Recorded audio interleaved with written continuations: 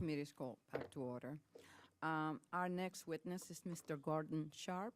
Mr. Gordon is the founder and chairman for Air Purity in Newton, Massachusetts. Mr. Sharp is also the founder and former CEO of Phoenix Controls and has more than 25 U.S. patents to his name. Air Purity's products reduce building energy and operating expenses while simultaneously improving its indoor environmental quality. Welcome, sir.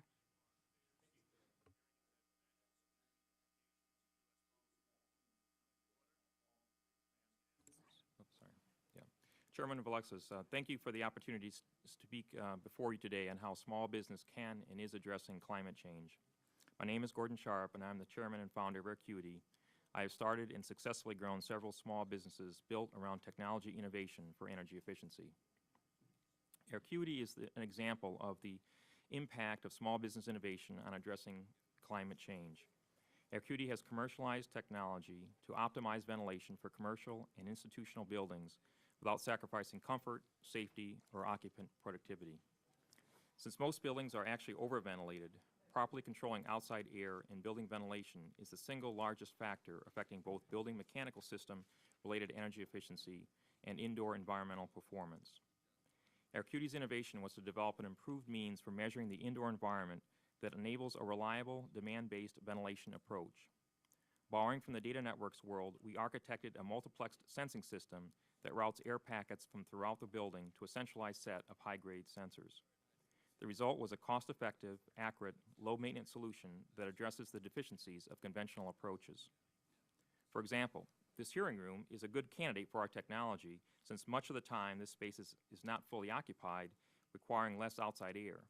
However, like most buildings, it is probably always ventilated at the same high rate, wasting significant amounts of energy on cooling, heating, and fan power. In terms of the climate change impact, Aircuity's forecast for 2009 should represent more than $7.5 million in annual energy savings, or an annual reduction of 38,700 metric tons of carbon dioxide, or equivalently 85 million pounds of CO2.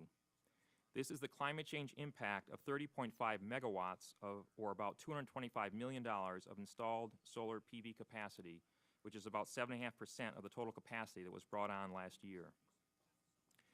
Whereas Aircuity represents a younger small business in a rapid growth stage, Phoenix Controls, another small business that I founded that was later sold to Honeywell, is a more mature business in the field of energy savings, airflow controls for laboratories.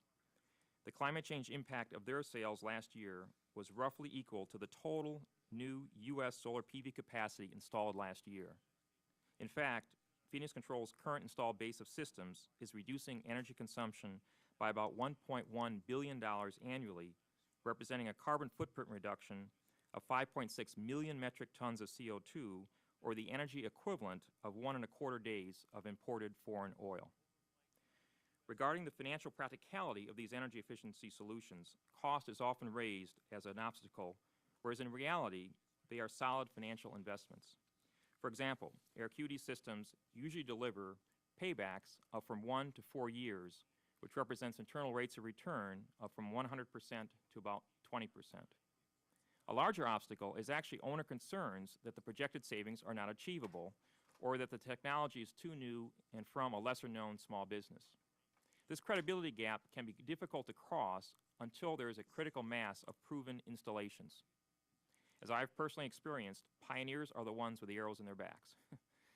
One means to help bridge this gap is to introduce incentives from both utilities and the government to reduce the financial barriers for early adopting organizations that have effectively been increased by these concerns. Additionally, carbon credits may represent another helpful financial boost. Over time, this assistance becomes less important as the technology's true financial returns become known. Due to the current high cost of renewable energy, the interest in using energy efficiency to address climate change has increased dramatically. In fact, our business has nearly tripled in the last 6 months. On a broader front, in the last 4 years, the value of green building construction has gone from about 2% to a level approaching almost 10% of new construction starts. In the next 4 years, the green building market, even with the current economic downturn, is projected to reach between $96 and $140 billion annually, versus $36 to $49 billion today. There has never been a more important time for small businesses to pursue innovation for energy efficiency and sustainable climate change. Air Acuity is proud to be one of many small businesses doing its part to achieve these ends. I want to thank the committee for the opportunity to appear here today, and I would be happy to answer any questions that you might have. Thank you, Mr. Sharp. I now like to recognize the ranking member, Mr. Graves, to introduce our next witness. Thank you, Madam Chair. Next witness is Lawrence Kavanaugh, who's the Vice President for Environment and Technology with the American Iron and Steel Institute. Your members, I believe, make up 75% of the steel production in the United States, and I look forward to hearing your testimony. Thanks for coming today. Thank you. Excuse me. Thank you. It's my pleasure to be here. AISI does, in fact, represent 3/4 of the steel made in the U.S., and in addition to companies that produce steel, some of which are small businesses, we have over 130 suppliers to our industry that are members, and that is a group that has many small businesses as part of it, technology suppliers, raw material suppliers, machine shops, etc. We depend on them, and they depend on us. I would like to start with the steel industry's most important issue regarding climate change policy, and that's competitiveness. The steel industry in our country is the lowest CO2 emitter among steel companies around the world. For that reason, it's good for the environment to make steel in the United States. We've reduced our energy use per ton of steel by 1/3 since 1990. And as a result of this achievement, and this is a key point, the processes we operate today are pushing their energy limits as defined by the laws of physics. So what this means is that the basic premise of climate policy, make energy more costly and people will use less, doesn't work for steel, because we're already using less. We're already at the point with today's processes, which is little as possible. So when you combine that fact with the fact that steel markets are global and we compete with steel from countries that are not subject to the same or will not be subject to the same climate policies, you realize we can't pass those additional costs across. On the positive side, our new green economy is going to require a major infrastructure investment. That's a great opportunity for steelmakers here and for small businesses. Things like transmission towers, wind towers, pipelines, solar panels are all steel intensive. And the steel, we believe, for these products should be made here, which, as I already said, is the best and cleanest place to make steel in the world. Our ability to stay competitive in a global market means we need fair and strong trade laws that are rigorously enforced. And that's the same principle that's true for climate. We need fair climate laws with global reach that can be enforced.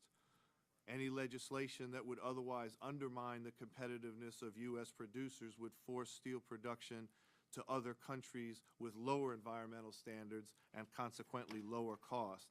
Such an event would have the perverse outcome of actually increasing global greenhouse gases. To prevent something like that from happening, there are 3 fundamental components that we believe are part of good climate policy. One has to do with the stability of emission allowances. As I've mentioned already, the steel industry is very near the energy intensity limits that it can achieve as dictated by the laws of thermodynamics. Now, we are researching and have been for the last 5 to 8 years new ways to make steel that don't emit CO2. This is an activity that we think, if successful, will be complete about the middle of the decade of the 20s. And this is also, I should point out, a great opportunity for small businesses in the research community. A lot of innovation, a lot of new technology comes through collaborative R&D that we do with universities and private investors. But it means that until that technology is ready, the pool of allowances needs to be sufficient for steel and needs to be stable. Second would be the cost of energy. Climate policy is going to increase the cost of energy. The steel industry uses coal, electricity, and natural gas in large quantities. No one, at least no one that we've talked to, can estimate how much these costs are going to go up. But the fact is, they are going to go up, and as a result of climate policy to a degree not experienced by our international competitors. So there needs to be a means to deal with that. The present bill falls short in this area, and when you consider that energy costs are 20% of the cost of steelmaking, you can understand that a large increase there goes right at the competitiveness issue. And thirdly, an effective border adjustment measure would account for the difference in the burden of strict carbon policy here versus other places around the world. And these points are elaborated on in the written testimony. In summary, we would urge the House not to consider a one-size-fits-all solution. Strong and competitive steel companies provide a lot of well-paying jobs for their employees and their suppliers and employees. We need to keep making steel here in the U.S., and we've worked for a long time, the last 20 years, the men and women in our industry, to get to this point of climate leadership, and we'd like to keep it. Thank you. Thank you very much, Mr. Kavanaugh. Coming from Western Pennsylvania, my district, we've got a lot of steel in that area, and certainly appreciate your input into this discussion going forward. I just have a couple questions here. Mr. Johnson, I also come from a very much of an agriculture district too, and farmers have often been the leaders in conservation efforts, and many times without public policies driving these practices. As part of a potential cap-and-trade scheme, I know that the NFU supports rewarding farmers who have already employed such operations. How would you respond to critics that believe giving carbon credits to so-called early actors defeats the goal of reducing the overall emissions? Well, thank you, Madam Chair. There are several responses to that. First of all, the broader that you can make the offset market, the more efficient economically your climate change legislation is going to become. Secondly, it is the early actors who really who brought us to this dance, if you will. They showed us the ways to try and figure out how to have a reduced carbon footprint. Those are the last people you want to penalize. They are the first ones that ought to be rewarded. They took a lot of risks on the front end of this thing in order to go to these adopt new technologies and new practices that have proven to be beneficial for climate change kinds of issues. So we want to be sure that we don't in any way penalize them. So there needs to be a mechanism to make sure that that happens. Any thoughts on that mechanism? Well, yeah. Well, I mean, one of the mechanisms, first of all, the thing that I described in my testimony is that you need to pick a baseline, a static sort of a period in time in which, okay, practices that are performing after that time, you allow offsets, allow them to participate in the offset market. If they're before that time, you have to disallow. But if they're early actors before that timeline, that is really the rationale for carving out a portion of the allowances that would likely be sold in the market in allocating them back to the sector so that those revenues could be used to compensate those early actors in a fashion similarly to the folks that acted later. Okay. Thank you, Mr. Johnson. You're welcome. Mr. McNamara, the green roofing products and services can provide small roofing firms with a way to diversify their business model. Beyond new roofs, have you found retrofitting and replacing less efficient energy products to be an increasingly important part of your business? And what has been the driver in demand for such services, if that's so? Yeah, that has certainly been the case. You know, we've seen certainly over the last just the 5 or 10 year period, and with everybody with increased energy costs, obviously as well. Continue to move towards greater levels of insulation in either projects that we specify and install ourselves or projects that we're involved with that are being specified by others. We see greater and greater levels of insulation that are provided on rooftops, and that along with other energy efficiency measures such as what I've referred to before in terms of daylighting, which works with bringing in sunlight to reduce the energy requirements for electric lighting. And cool roofs or reflective roof surfaces as well have become more and more popular. Okay, thank you.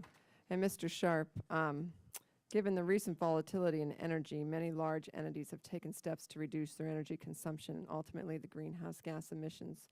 However, for many small firms, these investments remain out of reach. Can you talk about the type of clients that purchase your technologies? A lot of the clients, we tend to work with larger facilities.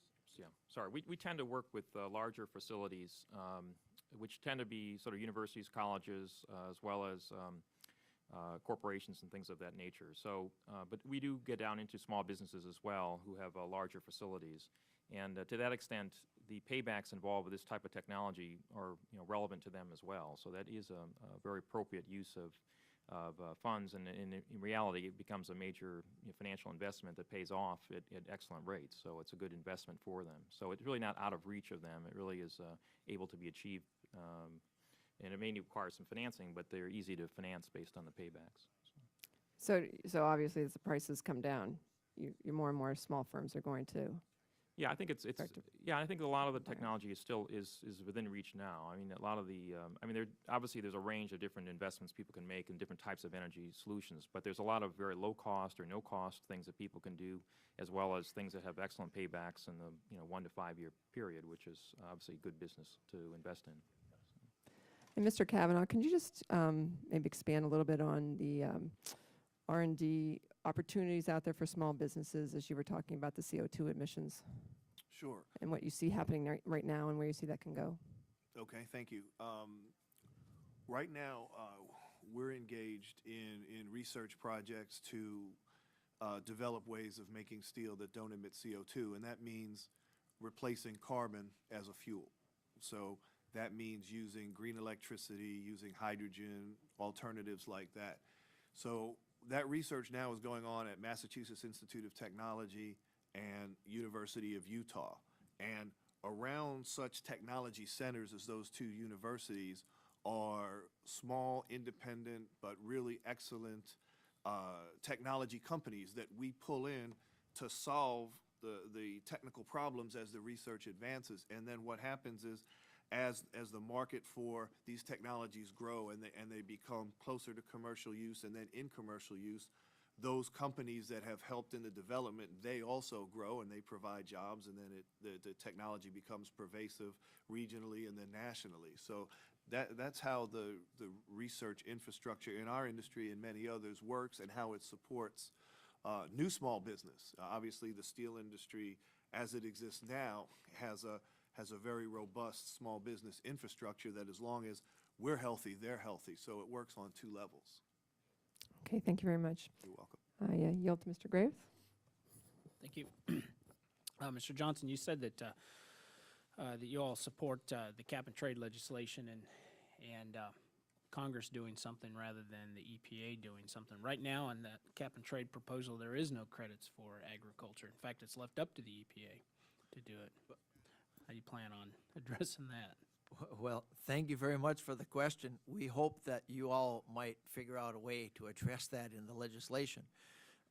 Very seriously, many of us in the Ag Committee, I understand that the plan here is that the various committees of jurisdiction will take up different parts of this bill.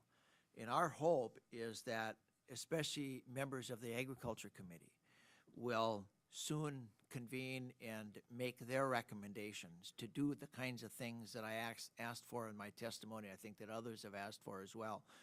We don't really have an issue with EPA sort of having oversight over the cap and trade system, if you will, but we believe very strongly that USDA, the law needs to require that USDA is the one who writes the standards for offsets, who establishes the criteria for which they will be granted, provides the technical assistance to farmers, all those sorts of things.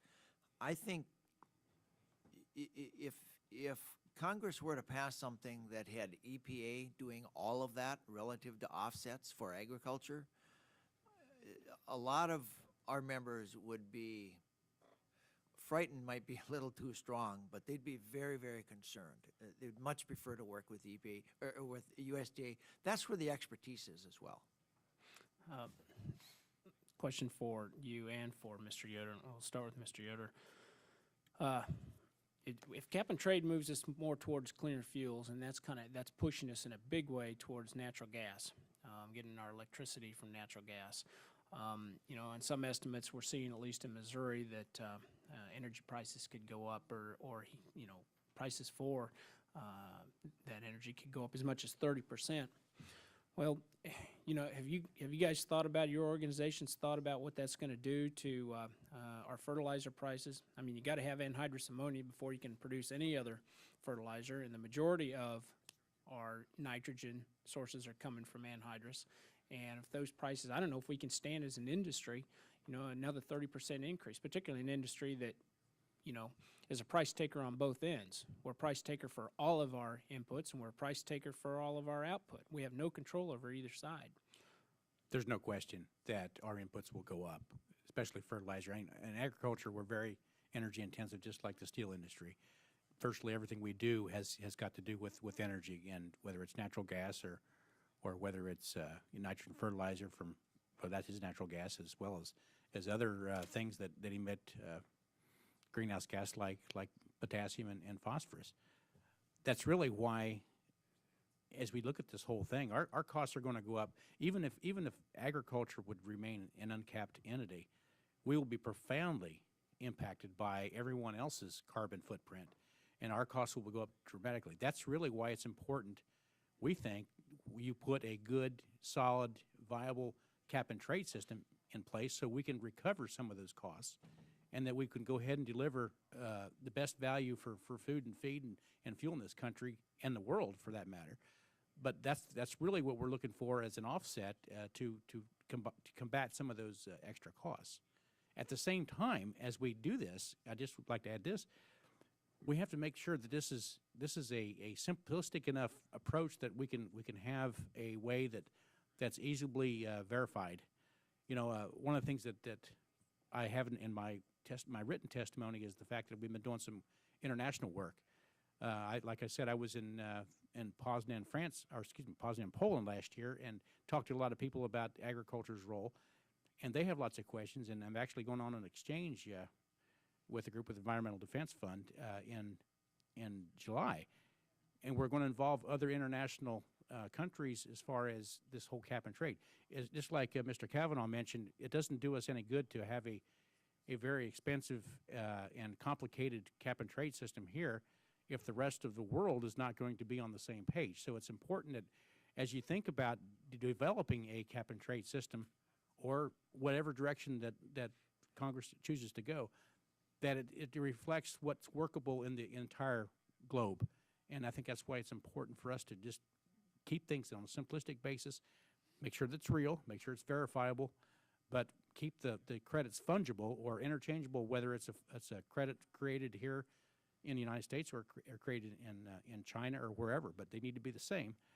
But that's really getting back to your original point. We have to make sure that we have a mechanism where we can recover some of that additional cost, so we don't have to pass that on to the consumer for food.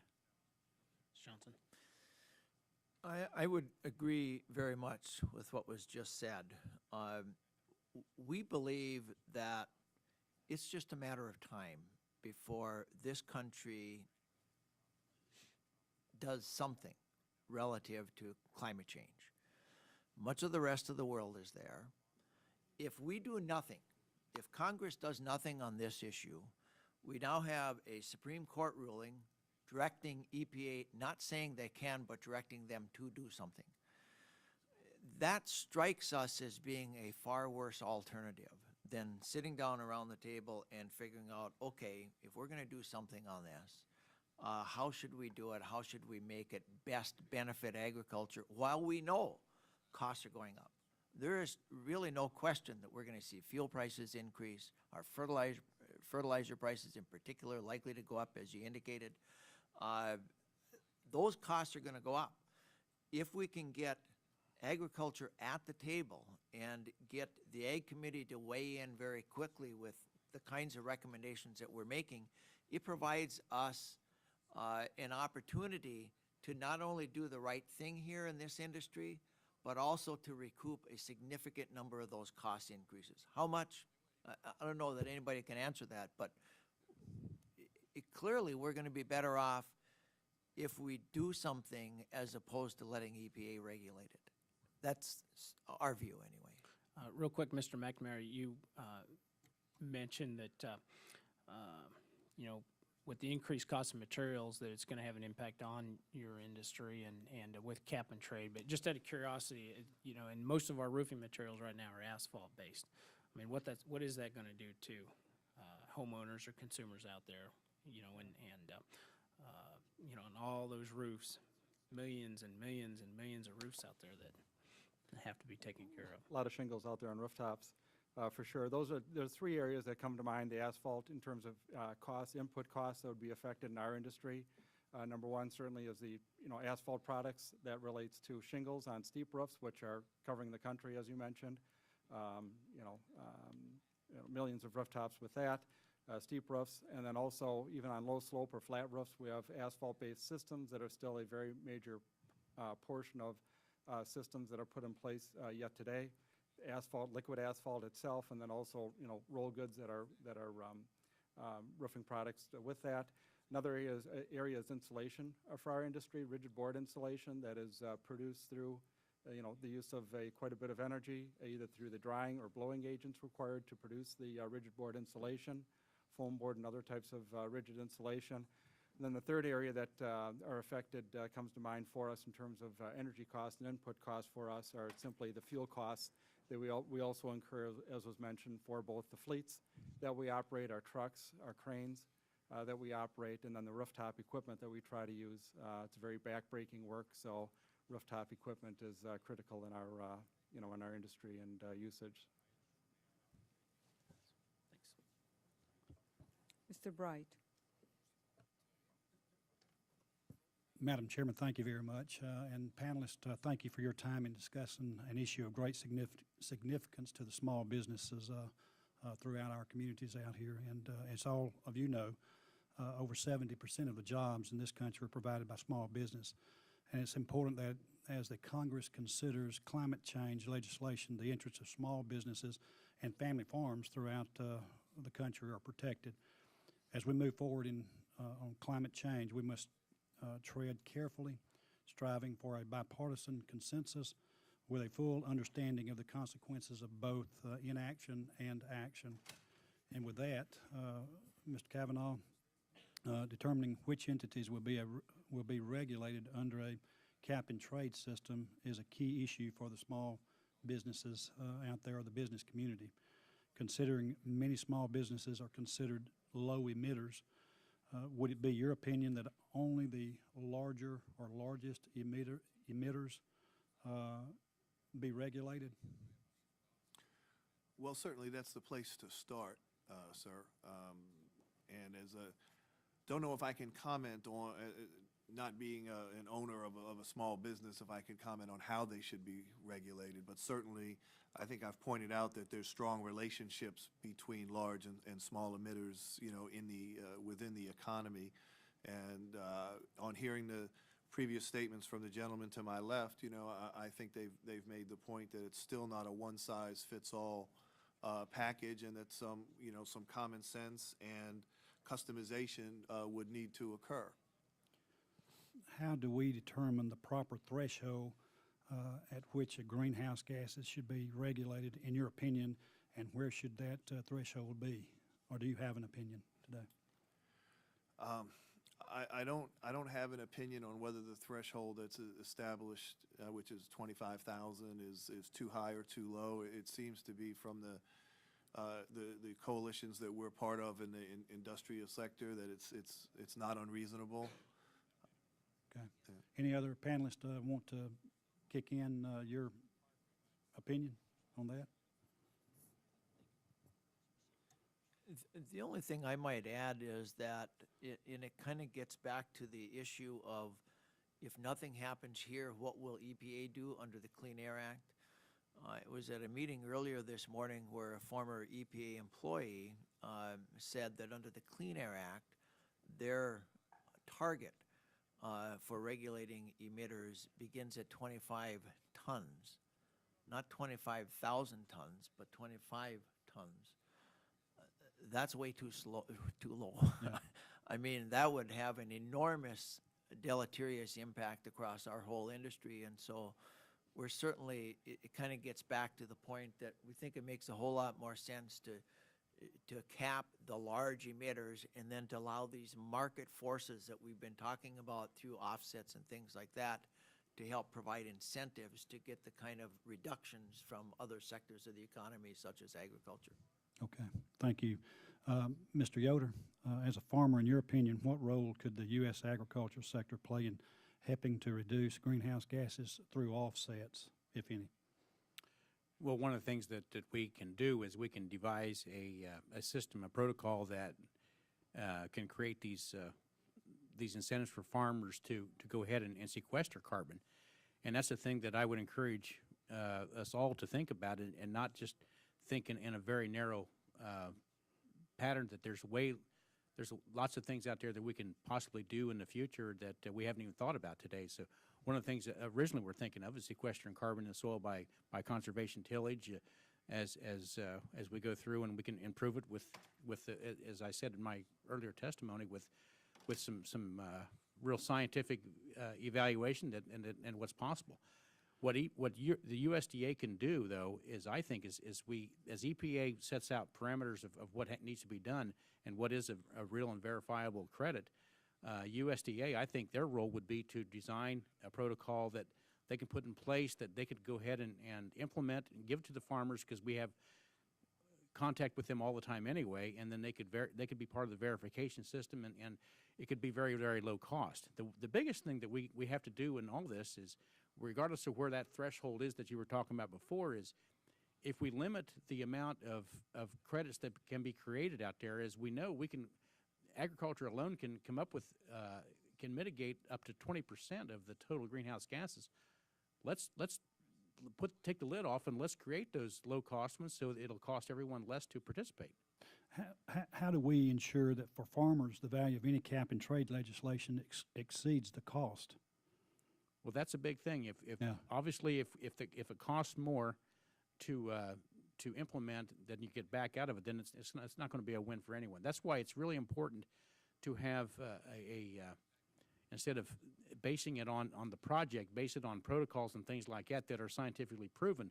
It greatly inhibits the cost overruns and makes it more efficient. So yeah, if we can't get as much as what it costs to do, then nobody wins. Okay. Thank you very much, Madam Chairman. I believe my time has elapsed. Yes. Mr. Luckmeyer. Thank you, Madam Chairwoman. The title of today's hearing is Climate Change Solutions for Small Businesses and Family Farmers. And from that, you would infer that a solution would be something that we would look for if we had a problem. And my concern is that at this point, I don't know that we have a problem based on sound science. And it's difficult for me to look for solutions whenever we're grasping to find a problem. And it's a little frustrating to, I know you gentlemen are all doing a good job here of trying to work within a system that's being proposed, and it's a little difficult for me to frame questions whenever I have a concern about the basic premise of what we're doing here. So with that being said, my concern is I've talked to a lot of my energy producing folks in my own district. I've got in my state. I've got three major public utilities that produce most of the electricity in our state, and a number of rural co-ops I've talked to. And those folks say that we're going to raise our costs anywhere from 40 to 125, 150% for the cost of electricity in our state, which is 80 to 85% produced by coal.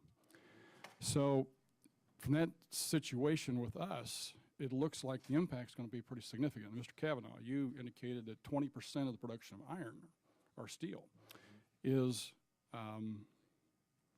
due to energy. So we're looking at a 20% increase in energy in the price of your product. Is that correct? Yeah, if energy costs Is 100%. doubled, yeah, that's right. Then that would be a 20% increase in the cost. How devastating would that be to your industry? Well, that's it would be a tremendous impact, because if you say that right now a ton of steel costs $500, let's say. So that means it's going to cost $600. And, you know, you have steel coming in from other parts of the world that is still going to cost $500. So you're at $100 per ton. That's a huge disadvantage, and obviously it's more than, you know, could be absorbed and eaten to retain market share and presence and all of that. I mean, you would, the consequence for the steel industry of a case like that, our only response to using less energy is to shut production off. So we would shut down the hot end, the melting ends of our plants, and that's where, you know, all the emissions come from. Most of the energy is used, but it's also where most of the jobs are.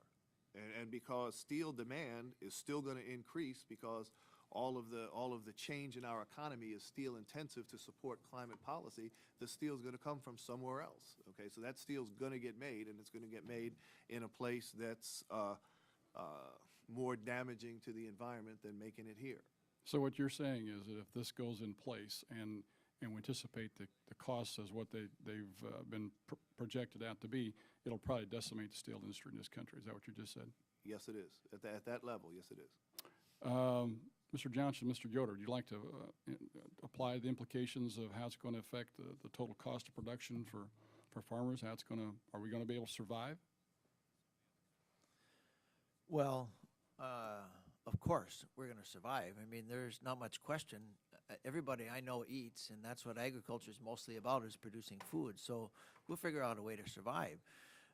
I guess my question, let me reframe my question. I guess my question is, are we going to be able to produce food for ourselves, or are we going to have to import it because we no longer can compete on Sure. an international basis because of the cost of production here in this country? Sure. Just as steel. Well, you know, as I indicated in my opening remarks, we think there's really not much question about what costs are going to go up for agriculture. Fuel costs are going to go up. Energy costs are going to go up. Fertilizer costs are going to go up. The premise of your question seems to be that there's no reason for that to happen because there's a disagreement among the scientific community. That's not really an area that I have expertise to talk about. But I will say that, you know, you've got the international scientific bodies that have come to the conclusion that climate change is a real thing and it needs to be dealt with. We have a U.S. Supreme Court ruling now that is directing EPA under the Let me Clean Air interrupt just Act 1 second, sir. to deal with it. The crux of my question is this. Because of what's going on, what kind of impact are those rules going to have on you? Is it going to cause us to continue to not be able to expand or be able to utilize our farming ground in this country? And if so, how much of an impact is it going to have? Because at the end of the day, in order for us to find a solution, if there is a problem, we've got to find a way how we can mitigate that impact. Yeah, that is the principal reason that we are here suggesting the robust use of offsets in climate change, because as these costs increase relative to the policy choices that are made here and in other places around the world, there needs to be an opportunity for farmers and ranchers to recoup some of those costs. And the prescription that that I've outlined in my testimony is that we want agriculture to be able to use offsets as one of those methods for adding some income to the bottom line instead of it just being a cost contributor.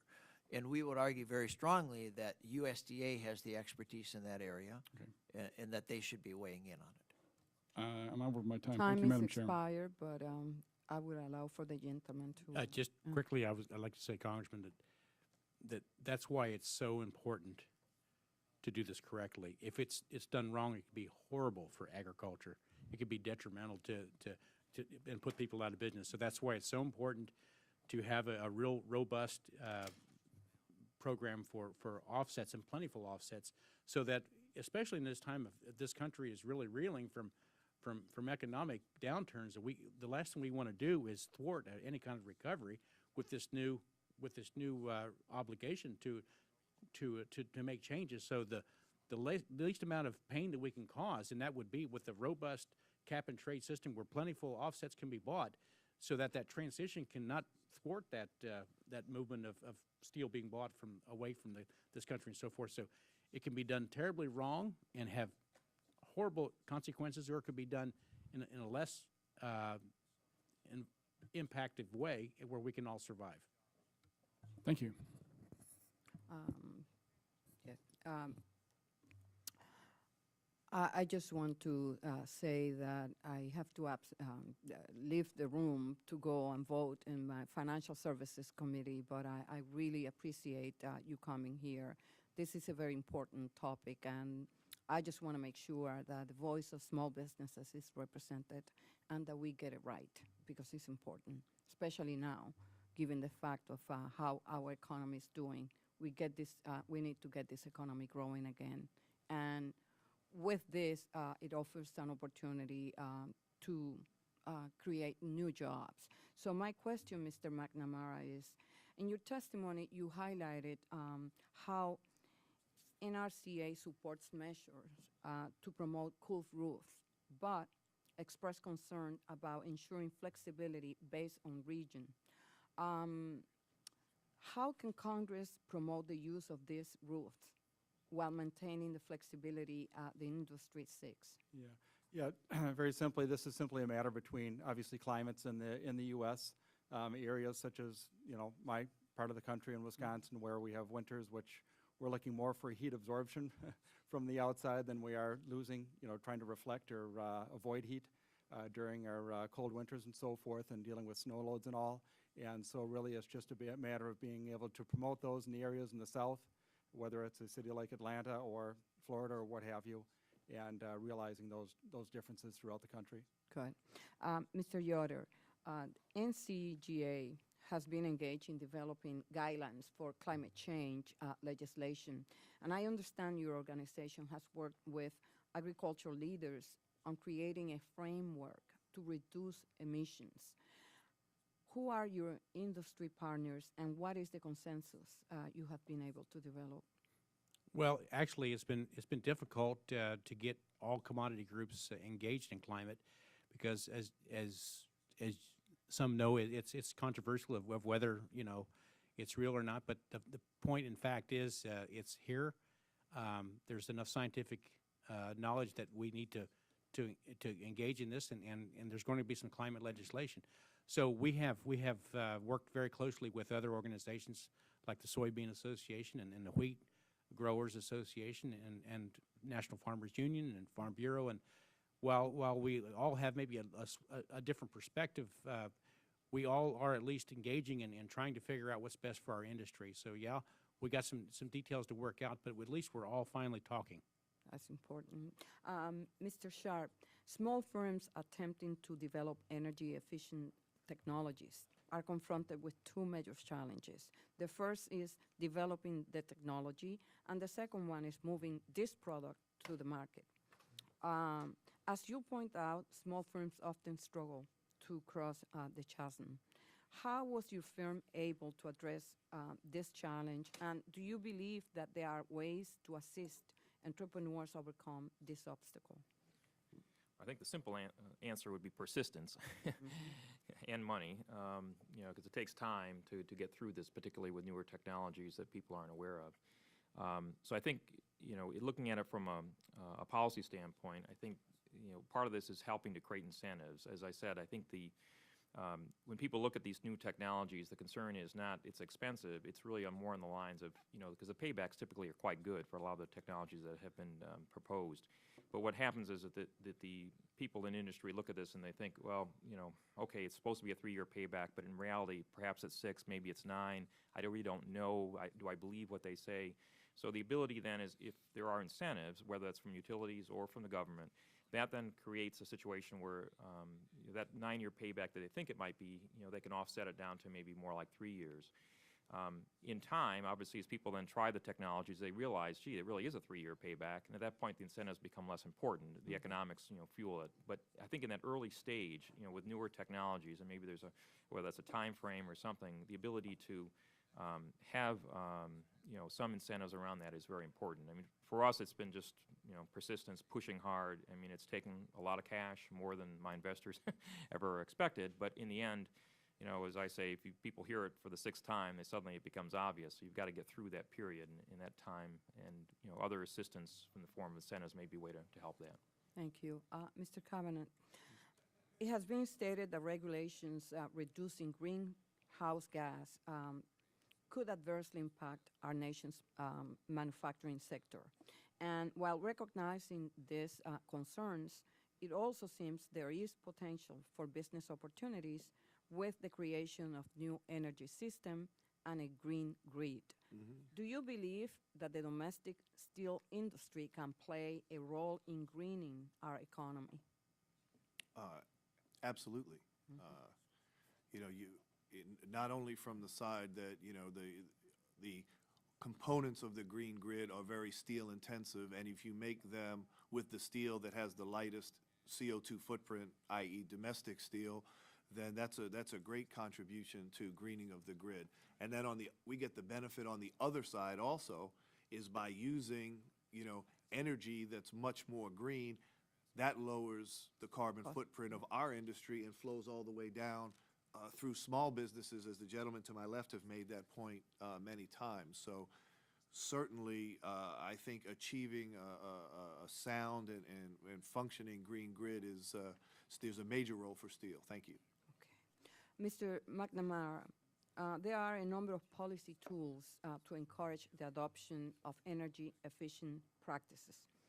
What is the most effective way, in your opinion, to accelerate energy-efficient roofing in order to reduce carbon emissions?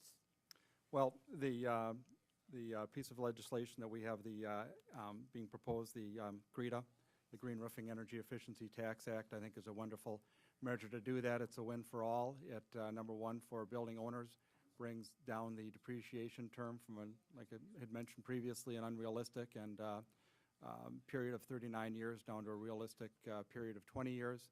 Study we had done at the time that we proposed this, done by Ducker Worldwide industrial research firm, found that average roof lives were really 17 and a half years, so a 20-year period would seem to be very reasonable. And then we have the opportunity to marry that along with a increase in energy efficiency and making that a benchmark requirement in order to attain and be able to utilize a 20-year period. And so, as I mentioned, I think it would be a win for all parties. Okay, Mr. Johnson, the National Farmers Union instituted a carbon credit program in conjunction with the Chicago Climate Exchange. How many of your farmers are involved in this program, and do you think this program can be a model for Congress in cap-and-trade legislation? We have about 4,000 members that are participating in the Chicago Climate Exchange offset program right now. I do believe that can be a model that should be used. Our view is that the model that is most appropriate there is the marketplace part of that model. One of the things that CCX had to do in order to create this market, to have it function, was they also had to have put in place a scientific panel that would establish the protocols, and then they put another system in place to verify compliance, all those sorts of things. That's really not a role that the market itself should play. Those procedures should be done by USDA. Why is that? Because they don't have that expertise. They had to get it. I mean, the role that the CCX should play should be a role of handling the money, being the market exchange, if you will, so that there are fair prices, so there's transparency, all those kinds of things. There have been questions raised by some about whether they use the right science, all those sorts of things. The way you avoid those questions is you have those decisions made by the scientists that, as we would propose it, they should be at USDA. These are the real experts. They've done lots and lots of research. The research is peer-reviewed. It's accepted widely, not only in this country, but in other countries as well. And so it's kind of a long answer, but I think the model of the CCX is a very good model for trading offsets. It's a good, efficient mechanism, doesn't take a lot of resources to do it. It's very efficient, but it needs to be coupled with something that everyone can have a high degree of confidence in, and that, in our judgment, is the scientists at USDA. Thank you. Mr. Thompson. Madam Chairwoman, Ranking Member Graves, thank you for holding this thoughtful and timely hearing. I represent one of the most rural districts this side of the Mississippi, and the #1 economic driver for the Commonwealth of Pennsylvania remains agriculture, and as is for my district. You know, from the northeastern dairy farmers to timbering harvesting in the Allegheny National Forest to mushrooms and tomato farms in the southeast, Commonwealth has over 63,000 farms, many of which are mom and pop operations, just like my history, my family of dairy farmers back a generation ago. As you can imagine, proposals to increase taxes on small businesses and any move towards a cap and trade policy frankly scares me and puts my constituents, those small farmers who are back home, or the backbone of Pennsylvania's economic engine, in a very tough position. You know, when we're looking at what looks like very unacceptable costs for proposed for speculative benefits, just impacting the 4% of carbon dioxide emissions that are where the scientific consensus is that humans contribute towards. Equally so, in Pennsylvania, the Pennsylvania Utility Commission has removed decades of old rate caps that come off in 2010, and it'll cause electric rates to increase 30 to 40% above the current price. Now, that paired with the federal increase brought on by federal tax increase brought on by cap and trade, I'm afraid my constituents, farmers, manufacturers, families, are going to face unnecessary burdens, even more so during a time of economic downturn. Now, we're hearing proposals to switch to cleaner burning natural gas as a fuel, and I support this move. However, at current prices and limited production capacities, this seems haphazard, especially for the agriculture industry that depends on natural gas as a feedstock for fertilizer. Just last summer, we witnessed some of the highest energy costs in memory, energy prices that threaten to make America non-competitive in comparison to our neighbors globally. Now, there were proposals on the table to open up areas both onshore and offshore as a means to supply this much-needed natural gas, and in turn, prices would be reduced and jobs would be created, and our nation could lower its dependence on foreign imports. Because natural gas burns clean, there will undoubtedly be an increased demand if cap and trade or a carbon tax should be instituted. And so, relative to the gentleman representing the farming-related industries, I know Mr. Graves had gone down this road in terms of, and I just wanted to affirm, in terms of the price of fertilizer and the impact, you know, I assume there's a consensus that agree that the price of fertilizer will go up as demand for natural gas goes up. Could you briefly describe how fertilizer costs respond to the increase or decrease of natural gas prices? Well, it's very much tied to that. I mean, as natural gas prices go up, we experience some of the highest nitrogen costs that we've ever hit in the history of the United States. So it's very, very susceptible to that.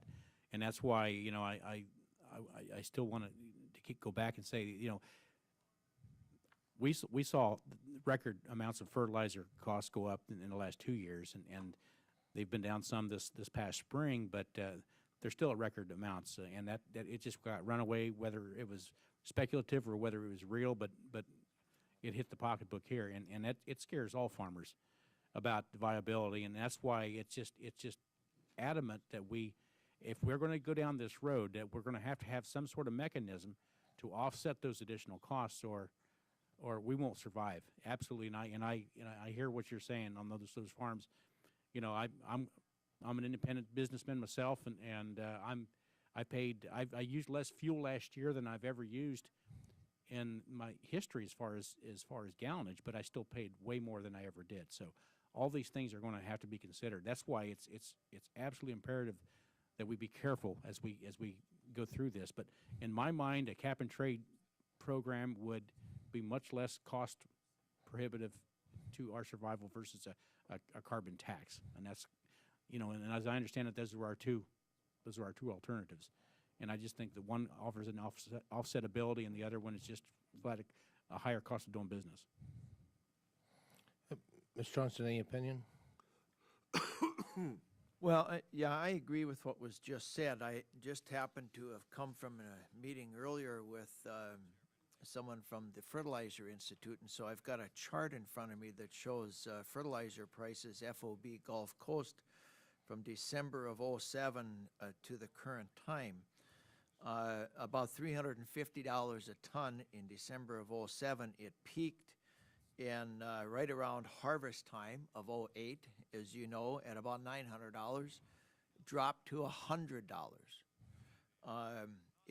as of the first of the year, and now has come back up to around 300. The whole point of saying that is this is a very volatile market, and fertilizer prices are tied to it, and so we see them yo-yoing all over the place. It does underscore the point that was just made and that we have made repeatedly, at least the two of us representing production agriculture, that it's important that we have a robust offset program that provides some income opportunities for farmers besides just cost increases. And that's really the message that we want to get through here today, and to encourage folks in the ag committees and others to, as quickly as possible, weigh in on this bill so that the interests of agriculture can be dealt with in a very positive fashion. Okay, thank you, Mr. Johnson. Thank you.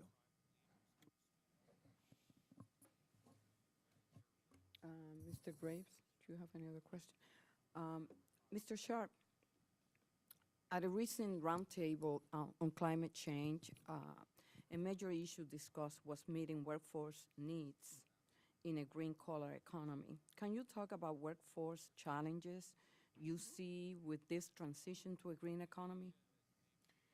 Well, I think in many respects, green jobs are in some cases no different than normal jobs, other than that they are in industries that have, you know, a green focus, so such as energy efficiency or maybe in the renewables industry.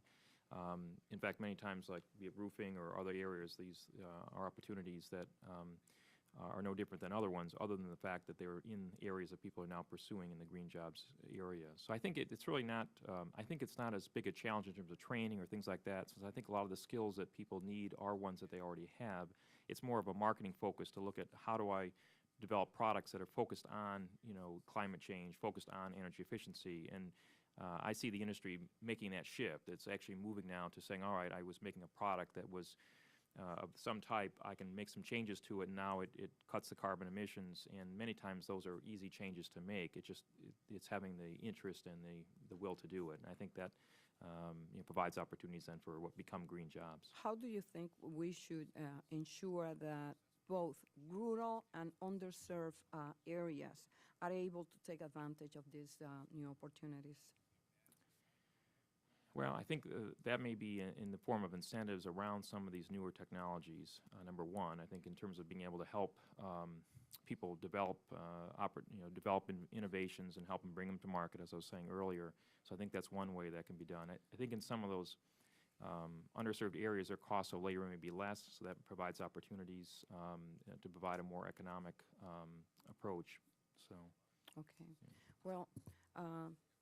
Let me just take this opportunity to thank you all. This is an issue that's not going away, and we'd rather be at the table, and something is going to happen, and we have to make sure that the concerns and issues that are important to the small business sector are represented and discussed. You know, here in Washington, when we pass legislation, often we find unintended consequences.